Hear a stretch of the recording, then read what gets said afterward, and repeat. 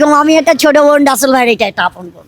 এটা হচ্ছে আমার আপন বোন রাসেল ভাই আমাকে বলতে চায় নাই যে সারপ্রাইজ দিবে যে এটা কিন্তু আমার বোন। যে আমার বোনটা কেমনে কথা বলে, আপু তুই দেখবে দেখবি, এটা রাসেল ভাইয়ের বড় বোন। হ্যাঁ আমার বড় বোন। না, আমি একটু পার্সোনাল কথা বলেছি, সরি।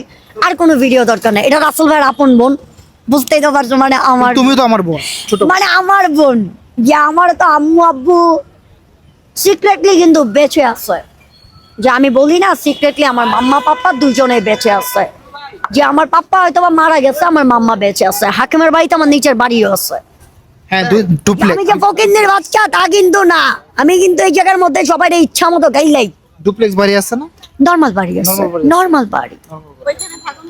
যে না আপু, আমি ভাড়া বাসায় থাকি, আমার ভাড়া বাসায় চাইতে পারো। যে আজকে যে আমি ওপেন ক্যামেরা একদিন বলে দিয়েছি, আমি ওপেন ক্যামেরা একদিন বলে দিয়েছি, আমি আমার বোনের বাসায় একদিন কাতাল মাছ নিয়ে 1 মাসের বাজার নিয়ে তারপর হচ্ছে প্রপার আমি চলে যাব একদিন। হচ্ছে নূরজান আমাকে আগে আমাকে বাসাটা যখন বাসাটা চিনাবে, কারণ বাসা তো প্রাইভেসি চিনাইতে হয়, যে প্রাইভেসির মতো যখন আপু তো ঢাকায় থাকো, মাইন্ড হ্যাঁ। করো না আপু, আজকে কিন্তু তোমার আমি বাসায় নিতে পারলাম না।